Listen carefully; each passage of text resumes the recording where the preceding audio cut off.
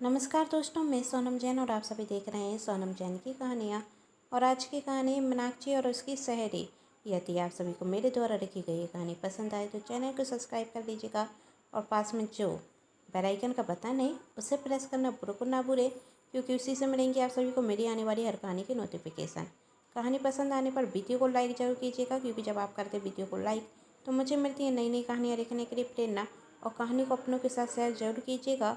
तो चलिए कहानी शुरू करते हैं। मीनाक्षी के दोस्त सीतर का फ़ोन आया। मीनाक्षी, और इतने दिनों बाद कैसे याद किया? कर मेरा बेटा 1 वर्ष का हो जाएगा।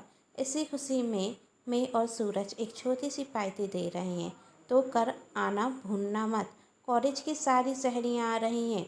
मीनाक्षी, ज़रूर आऊँगी कहकर फ़ोन रख देती। कॉलेज की सहेलियों का नाम सुनते ही मीनाक्षी के चेहरे पर मुस्कान आ जाती और पुरानी यादों में खो जाती। तभी मीनाक्षी के गेट की बेल बजती। मीनाक्षी के पति सौरभ का ऑफिस से आने का समय हो गया था।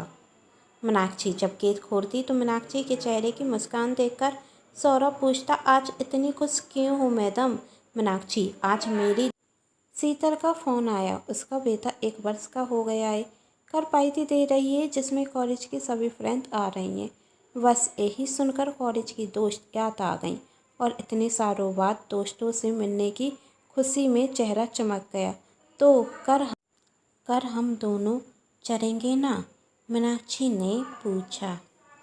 सौरभ, आपके चेहरे की चमक बरकरार रखने के लिए चलना तो पड़ेगा ही।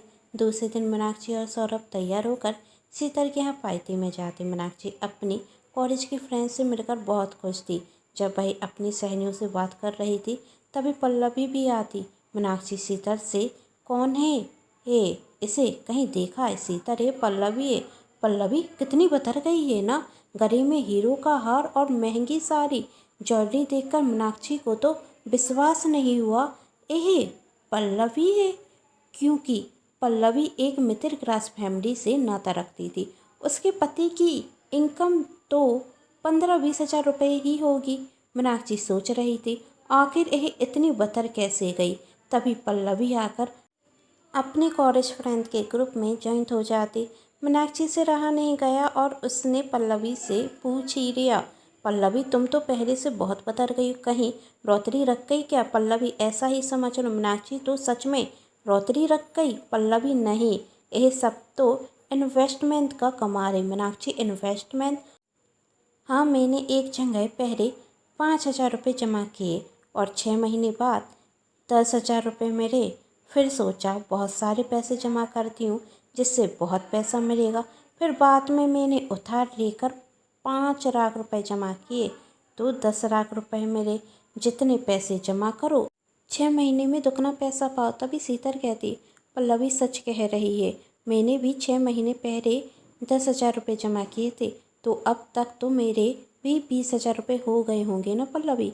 ये लो तुम्हारे 20,000। तुम चाहो तो मैं 20,000 भी जमा करके 6 महीने बाद 40,000 दे सकती हूँ। शीतल, क्यों नहीं, ये लो 20,000 और 6 महीने बाद मुझे 40,000 रुपये दे देना। जब मीनाक्षी और उसकी सहेलियाँ पार्टी से घर जाती तो पल्लवी को एक महंगी और बड़ी गाड़ी से ज़्यादा देख मीनाक्षी सोचती है, क्यों ना मैं भी पैसे इन्वेस्ट करूं। और घर जाते ही वह सौरभ से कहती, तुम्हें पता है पल्लवी ने किस तरह पैसे इन्वेस्ट करके इतने सारे पैसे जोड़ लिए? सौरभ मीनाक्षी से कहता, देखो, मैं इन सब बातों पर विश्वास नहीं करता, और यदि ऐसी कोई योजना होती तो हम सबको पता होती, कहीं ना कहीं हम भी सुनते। और इन सब के चक्कर में पढ़ने की क्या ज़रूरत? हमारे पास भी तो किसी चीज़ की कमी नहीं, और मेरी सैलरी इतनी तो है कि हम सब खुश रह सकें, है ना? मीनाक्षी भी मुस्कुराकर हाँ में सिर हिला देती, लेकिन उसकी आंखों के आगे बार बार पल्लवी का चेहरा ही नजर आ रहा था। मीनाक्षी तो पैसे जमा करना चाहती थी, लेकिन सौरभ की मर्जी नहीं थी, इसलिए उसने भी पैसा जमा करना जरूरी नहीं समझा। कुछ दिनों में वह भूलने लगी थी। तभी उसके गेट की बेल बजती। दरवाजे पर पल्लवी थी। इस बार वह दूसरी नई कार से आई थी और उसका स्टैंडर्ड तो किसी बड़ी सेलिब्रिटी से कम नहीं था। मीनाक्षी पल्लवी को देखे जा रही थी। तभी पल्लवी कहती, कहाँ खो गई मैडम? अंदर नहीं बुलाएगी? बाहर से ही भगाने का इरादा है क्या? मीनाक्षी चौंक कर क्या कह रही है?